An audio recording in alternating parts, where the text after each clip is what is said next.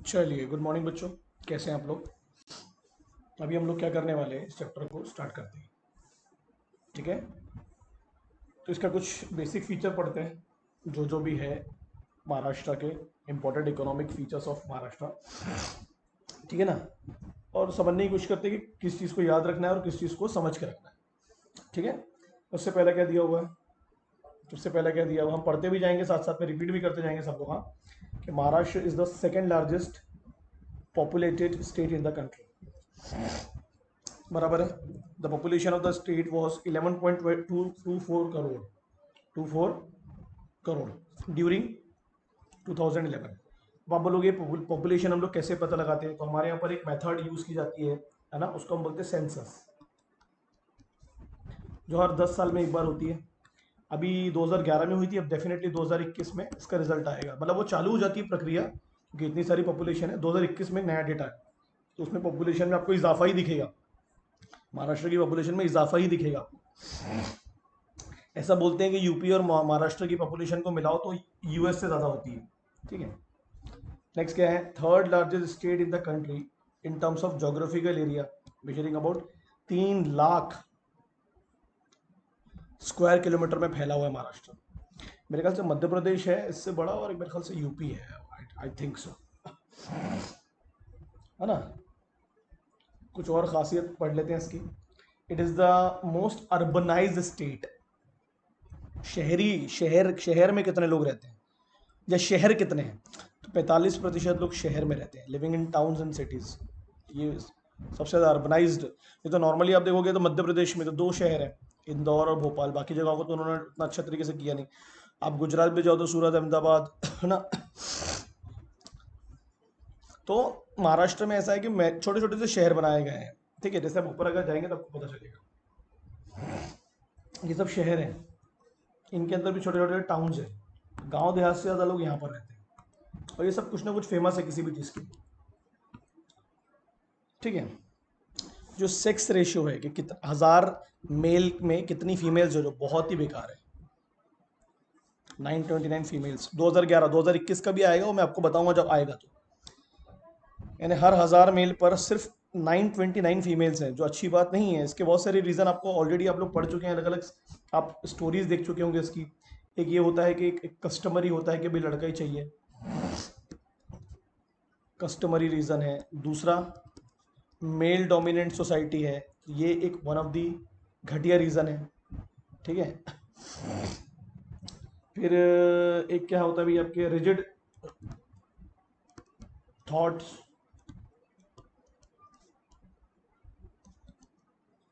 कि भैया लड़की नहीं होना, पहला लड़का होना, इस तरीके के थॉट हर हर घर में ऑलमोस्ट कहीं ना कहीं पर है, एग्जिस्ट करती है। तो ये बहुत ज़्यादा कम है। केरला में सबसे ज़्यादा है सेक्स रेशियो, मेरे ख्याल से मेल से भी ज़्यादा है। 1000 मेल पर 1000 से ज़्यादा महिलाएं हैं। जो लिटरेसी रेट है वो हमारा 82.3%। अब आप बोलो सर इतने ज़्यादा लोग पढ़े लिखे हैं। एक्चुअली हमारे यहाँ लिटरेसी रेट को डिफाइन ही अलग तरीके से किया गया है। वन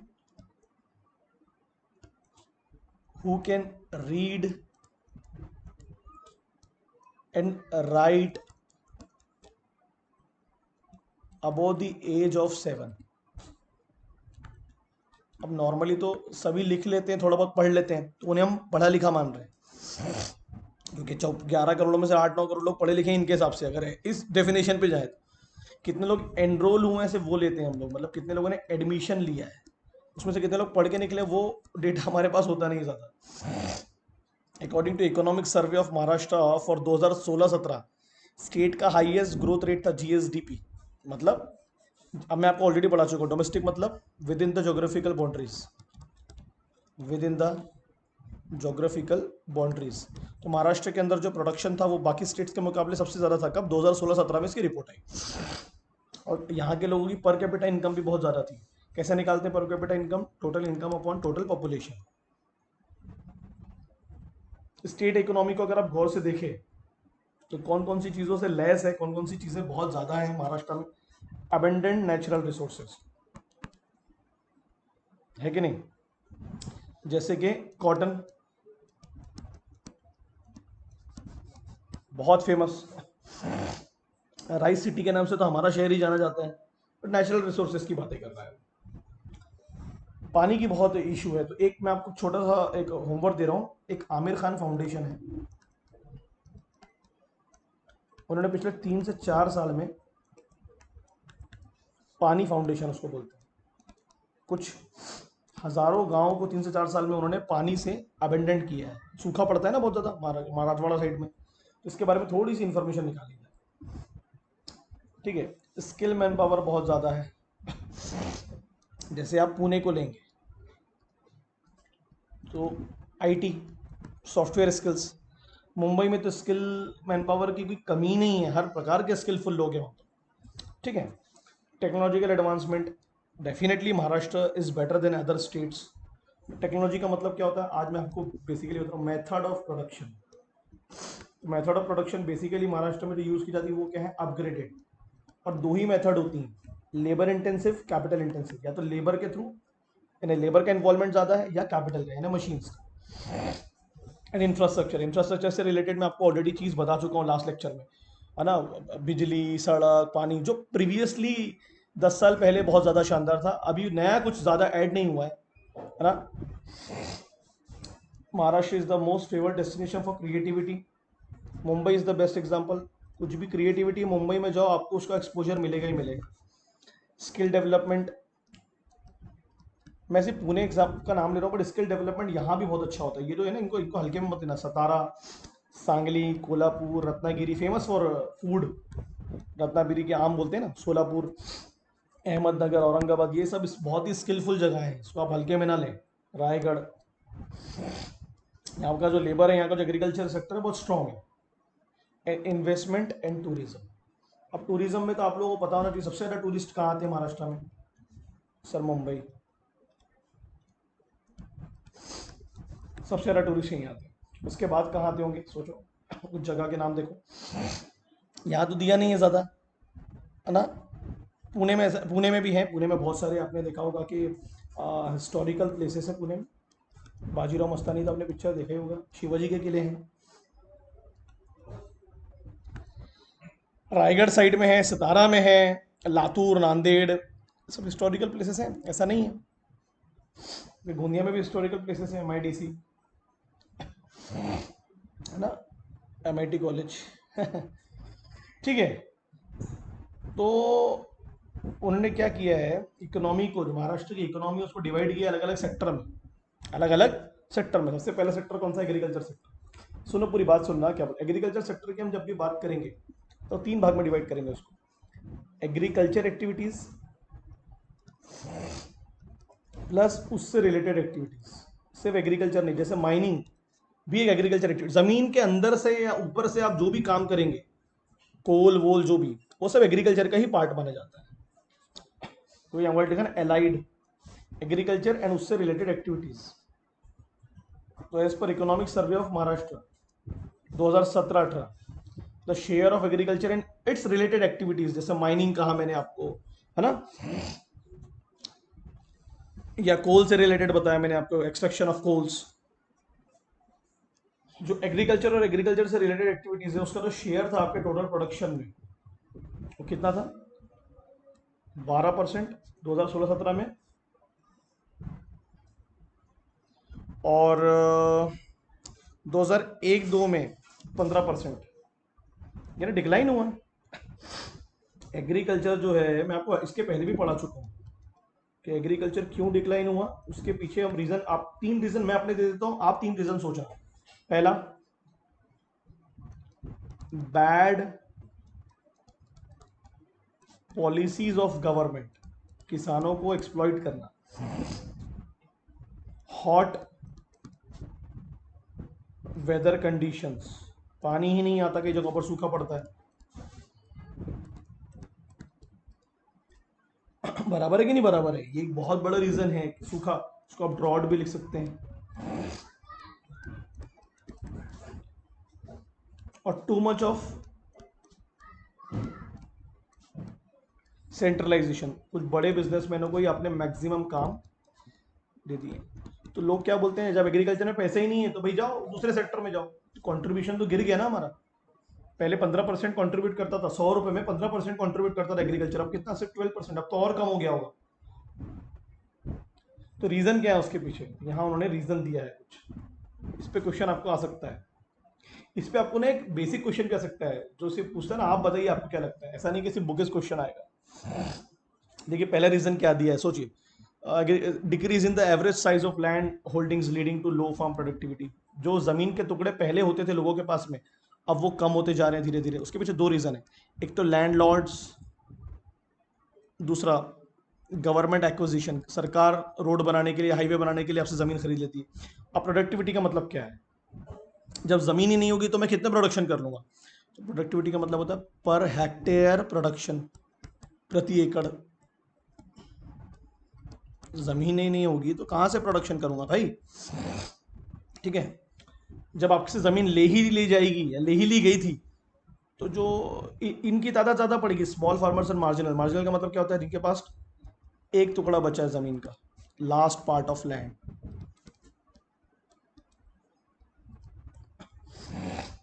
स्पेशली विदर्भ साइड में तो आप पढ़ेंगे तो आपको बहुत ज़्यादा इस पे देखने को मिलेगा। ठीक है बच्चों, नेक्स्ट क्या है, excessive use of chemical fertilisers and pesticides leading to soil.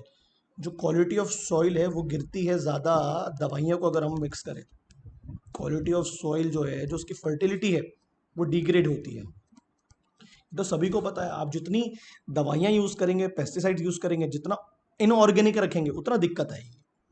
Chemicals use करेंगे तो उससे आपकी जो क्वालिटी ऑफ लैंड है, सिंपल है, जैसे मेरे पास इतनी बड़ी ज़मीन है, अगर मैं आज से 10 साल पहले इस ज़मीन से, ध्यान देना, 100 किलो चावल का प्रोडक्शन करता था, एग्जाम्पल दे रहा हूँ, तो सेम पार्ट ऑफ लैंड जो आज भी मेरे पास है, इससे मैं हो सकता है 80 किलो बना, क्योंकि मैंने उस ज़मीन पर मशीन को यूज़ कर करके केमिकल उसकी प्रोडक्टिविटी को रिड्यूस कर दिया, है ना, डिग्रेड कर दिया सॉइल को। मिट्टी तो है ना जो आपकी फसलों को, जड़ों को जकड़ के रखता है। एग्रीकल्चर इनडेप्टनेस मतलब टू मच ऑफ उधारी, डेट्स, लोन। ये तो महाराष्ट्र का बहुत बड़ा इशू है, किसान आत्महत्या में आप लोगों ने पढ़ा ही होगा। Indebtedness, too much of loan, too much of debts, है ना, of the farming sector.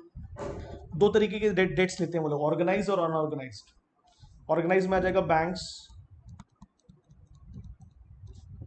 Government की तरफ से अगर कोई फैसिलिटी मिल रही है, plus financial institutions, plus other cooperative societies जो इनके लिए बनाए गए हैं। और अनऑर्गेनाइज में क्या आ जाएगा, आपके लैंडलॉर्ड्स ना, नेबर्स, आसपास के लोग, ये लोग आपका बहुत ही high rate of interest charge करते हैं, महाजन साहूकार इनको बोलते थे हम लोग।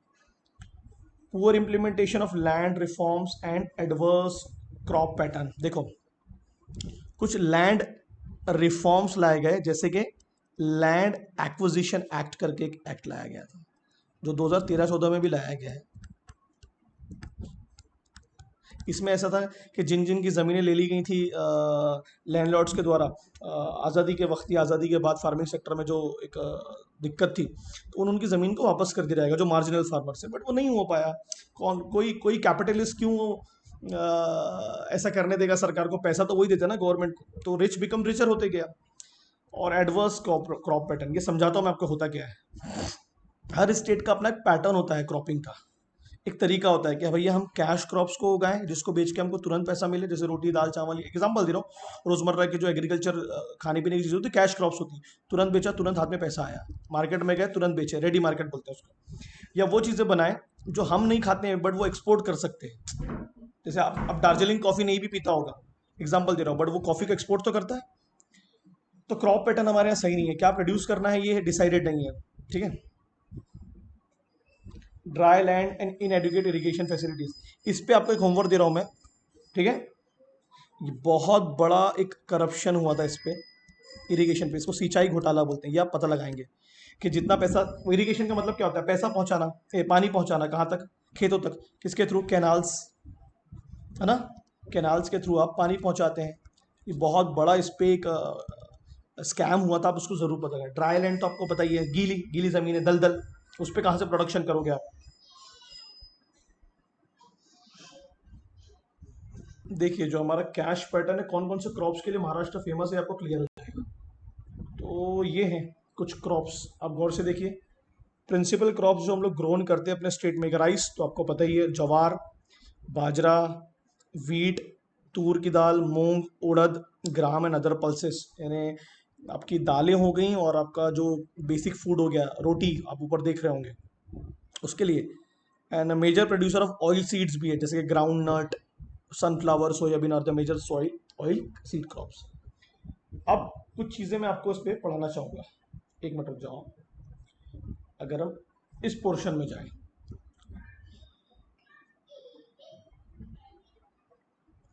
अब देखिए फार्म लॉज जो है जिस पे बहुत इश्यूज हुए हैं, बहुत ज़्यादा इस पे कुछ कमियां हैं। अगर आप, मैं कभी मौका मिलेगा तो उस पर वीडियो बना कर दूंगा आपको मैं। देखिए कॉटन प्रोक्योरमेंट को लेके, सरकार खरीदती है कॉटन फार्मर से और फिर उसको बेचती है, तो उस पर एक एमएसपी करके इशू है, वो भी समझाऊंगा मैं आपको, मिनिमम सेलिंग प्राइस क्या होता है, ठीक है। देखो क्या लिखा, Maharashtra government urge farmers to use own soybean seeds for next season, अपने खुद के सोयाबीन सीड्स को यूज करो क्योंकि शॉर्टेज होने वाली है ना।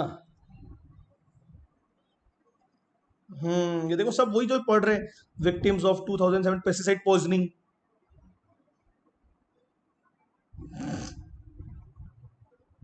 एग्रीकल्चर 58% को कंट्रीब्यूट करता है, पहले 72 को करता था, फार्म बिल से उसको क्या इफेक्ट होगा। तो है बहुत सारे इशू, आप अगर पढ़ेंगे तो आपको समझेगा। 11 सीड्स कंपनीज के लाइसेंस को टर्मिनेट किया गया है क्योंकि उसमें बहुत सारे इश्यूज थे, ठीक है। तो एक छोटा सा आपको बताने की कोशिश किया मैंने, अरे यार सॉरी, ठीक है। लैक ऑफ कैपिटल, अब कैपिटल में यहाँ दो तीन चीजें आ जाएंगी जी। पहला आप लिख लेंगे पैसा, मनी नहीं है, और दूसरा capital assets, land, building, machines, technology, है ना। Improper implementation of development plan के बहुत सारे प्लान्स एंड पॉलिसीज बनाई तो जाती हैं बट उनका प्रॉपर इंप्लीमेंटेशन नहीं है, तो उसके रीजंस क्या होंगे सर? Due to corruption. दूसरे रीजन क्या होगा, ये मैं अपना पर्सनल रीजन बता रहा हूँ, नॉट इनफ विल, आपकी इच्छा ही नहीं है, आप चाहती ही नहीं है कि इम्प्लीमेंटेशन हो डेवलपमेंट प्लान के, ठीक है। जैसे एमएसपी को लेके एक बहुत बड़ा इशू चल रहा है जिसके बारे में मैं एक छोटा सा उदाहरण दे देता हूँ। एमएसपी का सिंपल मतलब होता है मिनिमम सेलिंग प्राइस, कि किसान को इतने दाम पर तो उसकी आप फसल को बिकवा के देंगे। तो इस पे बहुत, अब ये फार्म बिल पे एमएसपी के बारे में कोई जिक्र नहीं है, मतलब। और अगर प्राइवेट प्लेयर्स घुस गए मार्केट में तो फिर वो अपने प्राइसेस को अपने हिसाब से डिसाइड करेंगे। वो ये ना कि आप एक कार्टल बना लेते हो और फार्मर को बोलोगे कि जो कम में, आप फार्मर को बोलोगे भाई बेच, फार्मर नहीं बेचेगा तो अपने लोगों को बोलोगे कि कम में खरीदो। तो एमएसपी एक डिसाइड होना बहुत जरूरी है, फार्मर के लिए एक प्रकार की स्टेबिलिटी होती है कि इतना पैसे तो मिलेगा मुझे बेच के। जो फार्म बिल में बहुत बड़ा उसका इशू है, तो आप उसको जरूर पढ़ेंगे या फिर मैं उस पर एक वीडियो बना दूंगा। लैक ऑफ मार्केटिंग फैसिलिटी, अब देखो मार्केटिंग का मतलब क्या होता है, आपने प्रोडक्शन तो कर लिया, आपने अपनी फूड ग्रेन्स का तो प्रोड्यूस कर लिया, मार्केटिंग का मतलब क्या है? मैं हमेशा मानता हूँ इंडिया में एक ऐसी इशू है, अगर वो सॉल्व हो गया तो हमारे यहाँ पर जो शॉर्टेज होता है, जो नहीं होना चाहिए इतना बड़ा एग्रीकल्चर देश होने के बाद में, हम एक्सपोर्ट्स भी करेंगे, हमारे यहाँ पर भी दिक्कत नहीं होगी। मैं लिख दे रहा हूँ यहाँ पर उसका नाम, वेयर हाउस। वेयर हाउस अगर ये बन गया ना हमारे यहाँ पर, तो हमारे यहाँ पर कभी भी वेस्टेज नहीं होगा। हमारे यहाँ पर वेयर हाउसेस ही नहीं है, आप खुद देख लो, आप छोटे से शहर गोंदिया में एफसीआई करके फूड कॉर्पोरेशन ऑफ इंडिया, वो एक ही है। चाहे प्राइवेट वेयर हाउस हो चाहे पब्लिक वेयर हाउस हो, होना चाहिए, उससे आपकी पैकेजिंग, लेबलिंग, मार्केटिंग, सेविंग, है ना, सब चीज़ें हो जाती है। तो marketing includes everything, that is your advertisement. Advertisement नहीं कर पाता ना भाई फार्मर बेचारा, बाहर मार्केट में मंडी में जाके बाहर जाके बेचता है, उसका पैकेजिंग बराबर नहीं होता, सही तरीके से मार्केट नहीं कर पाता अपने गुड्स को, है ना, कोई ब्रांड वैल्यू नहीं रहती इसकी। बड़े किसानों को अगर छोड़ दें, हमको थोड़ा पता था कि रिलायंस भी घुस जाएगा सब्जियों के मार्केट में, सब्जियों के धंधे में, अब तो हर जगह घुस चुका है। उससे क्या होगा, प्राइवेटाइजेशन बढ़ेगा, कैपिटलिज्म अपन पढ़ चुके हैं, उससे छोटे किसानों की स्थिति होगी, बैंड बजेगी। और लास्ट क्या है, इम्पैक्ट ऑफ क्लाइमेटिक चेंज, तो ये तो आपको पता ही है, specially drought in some part of Maharashtra. तो पानी फाउंडेशन को लेके आप जरूर पढ़ेंगे, है ना। जो क्या लिखा, what will happen if the farmer sell their farms produce without middle man. ये अब भी फार्म बिल पे क्वेश्चन आया था कि अगर ये बिचौलिया ना होगा तो उससे फर्क क्या होगा फार्मर्स पे। तो आप देखेंगे कमीशन कम हो जाएगा क्योंकि कमीशन खाते हैं, ठीक है, और बोलो एक स्टेबल प्राइस मिलेगा। और क्या हो सकता है, इस पे एक क्वेश्चन है आपको कि अगर हम मिडिल मैन को हटा दें, यानी फार्मर और जो परचेजर है, जो भी उसके ज़मीन को खरीद रहा है या उसके फार्म्स को खरीद रहा है या उसके वुड, तो अगर ये मिडिल मैन को हम हटा दें तो इससे क्या बेनिफिट होंगे, आप 5 रीज़न मुझे लिख के बताएं, 5 रीजंस। उसके लिए थोड़ी रिसर्च करनी पड़ेगी, थोड़ा सा फार्म बिल को पढ़िए, है ना, नहीं तो मुझे तो एक वीडियो बनाना ही है फार्म बिल पे आप लोगों के लिए 100%। ठीक है, चलो टेक केयर, मुझे बताओ फिर आपको समझा गया। इंटरेस्टिंग टॉपिक है, अगर अच्छे से पढ़ेंगे तो मज़ा आएगा, नहीं पढ़ेंगे तो फिर बोर लगेगा।